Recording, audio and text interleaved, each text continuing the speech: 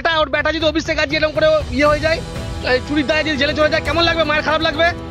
নিজের বেটার বেলার বেটা, আমরা বেটা নয়, আমরা পরের ছেলে। সব ডকুমেন্টস নিয়ে ঘুরছি, কোথায় ঘুরবো, কাকে দেখাবো? কি অবস্থা করেছে আমাদের এটা? কোথায় যাব আমরা এখন, কোথায় যাব? আমরা বিধানসভা ভোট আমরা করতে দেবো না, আমাদের লাশের উপর দিয়ে ভোট হবে।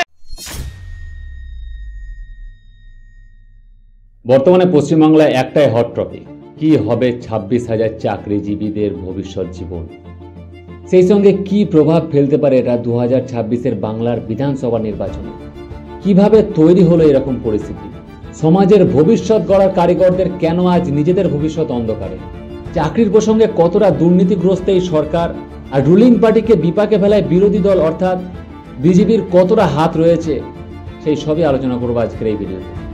বেশি ঘুরিয়ে পেঁচিয়ে কথা বলবো না, কারণ ওটা আমার স্বভাবে নেই। যেটুকু বলবো সোজাসুজি বলবো, তাতে কারণ মির্চি লাগলে লাগতে পারে।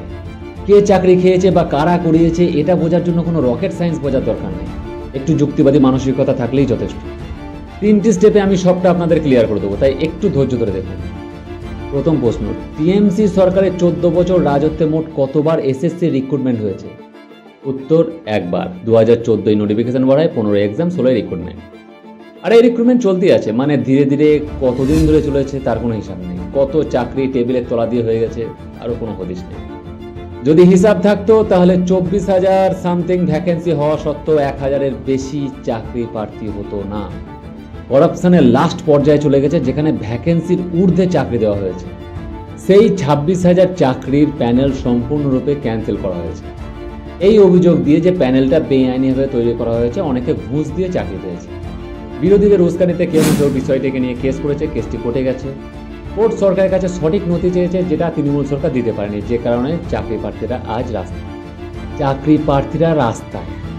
সোজাসুজি প্রশ্ন, এতে দোষ কার? কোনো রকম দ্বিমত না রেখে পরিষ্কারভাবে বলা যায় এখানে দোষ সম্পূর্ণ টিএমসি সরকারের। যদি টিএমসি সরকার খাতাপত্রই ক্লিয়ার রেখে অযোগ্যদের চাকরি দিত, তাহলেও হয়তো এত প্রশ্ন আসতো না। কিন্তু সরকারের ভুলের জন্য আজ যোগ্যরা রাস্তায়। এটা সরকারের অহংকার বা মূর্খতার পরিচয়। এখন অনেকেই বলে যে এই কাজ তো বিজেপি করিয়েছে। শিক্ষিত মানুষকে রাস্তায় নামিয়ে সরকার ফেলার একটা চরম প্রচেষ্টা, যেটা ত্রিপুরার ক্ষেত্রেও করিয়েছিল। ঠিক, একদম ঠিক, কোনো ভুল নেই। সবাই দেখছে ব্যাপারটা। আগেই বলেছিলাম, এটা বোঝার জন্য কোনো রকেট সায়েন্স জানার দরকার নেই। কিন্তু প্রশ্ন হলো, বিজেপি যদি এই কাজ করিয়ে থাকে, এর জন্য কি তাকে দোষ দেওয়া যাবে? দেখুন, বিজেপি সরকারের অনেক দোষ আছে। 15 লাখ থেকে শুরু করে বছরে 2 কোটি গভর্নমেন্ট সার্ভিস, এরকম অনেক জুমলা আমরা দেখেছি। ভারতীয় রাজনীতিতে একটি অযোগ্য সরকারও বলা যেতে পারে। কিন্তু পশ্চিমবঙ্গের বিরোধী দল হওয়ায় এখানে আমার হিসাবে বিজেপির কোনো দোষ নেই। গভর্নমেন্ট অন্যায় কাজ করলে তার ক্রিটিসাইজ করা বিরোধীদের কাজ, আর এটা করতেও হবে। এটাই গণতন্ত্রকে জীবিত রাখে। তা নাহলে তো সরকার মনমানি করবে, তাই না? দ্বিতীয় প্রশ্ন, 26,000 চাকরি বাতিল যাওয়ায় সমাজে কি প্রভাব ফেলেছে? একে তো 14 বছরে কোনো চাকরি নেই, তার উপরে আবার চাকরি বাতিল। এই চাকরি বাতিল হওয়ায় সব থেকে বেশি আনন্দিত হয়েছে সেই সব যোগ্য প্রার্থীগুলি, যাদের মেধা থাকা সত্ত্বেও শুধুমাত্র সরকারি করাপশনের জন্য অযোগ্য অপদার্থদের চাকরি হতে দেখেছে চোখের সামনে অর্থের জোরে। পাশের বাড়ির অযোগ্যদের চাকরির অহংকার যোগ্যদের মানসিকভাবে বিধ্বস্ত করে দিয়েছিল। এই চাকরি বাতিলের ফলে আজ তারা মানসিকভাবে একটু হলেও শান্তি পেয়েছে। কারণ যে অহংকার নিয়ে অযোগ্যরা সমাজের বুকে চলাফেরা করছিল, আজ তারা বিপর্যস্ত, বিধ্বস্ত, অপমানিত। একটি ধারণা মানুষের মধ্যে তৈরি হয়ে গেছিল যে কোনো রকম ভাবে চাকরি পেয়ে গেলে আর তাকে বাদ দেওয়ার কারো ক্ষমতা নেই। সেই ধারণা আজ মুছে দেওয়া হয়েছে, এবং কোথাও না কোথাও এটার প্রয়োজনও ছিল। কিন্তু একটি প্রশ্ন থেকেই যায়, এখানে যোগ্যদের কি অপরাধ? তারা কেন এই বঞ্চনার শিকার হবে? পুলিশ মেরে পায়ে হাড়কে প্লেস চেঞ্জ করে দিয়েছে, পা ভেঙে ফেলেছে অলরেডি। তার বিক্ষোভ প্রদর্শন করছে। দেখুন, এই যে শিক্ষকদের সাথে আচরণ, এই দেখুন রাষ্ট্রের পেশি শক্তি দেখুন।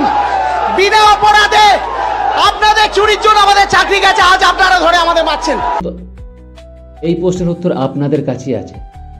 আপনি যতদিন পর্যন্ত ধর্মীয় মেরুকরণের রাজনীতি থেকে বার না হয়ে আসতে পারবেন, ততদিন পর্যন্ত এই রকমই সরকার সিলেকশন হবে, এবং তারা এইভাবেই দেশের রাজনীতি সামলাবে, যেখানে আপনার অধিকার থেকে তাদের স্বার্থকে বেশি প্রাধান্য দেওয়া হবে। চোখের সামনে দেখবেন, অথচ কিচ্ছু করতে পারবেন না।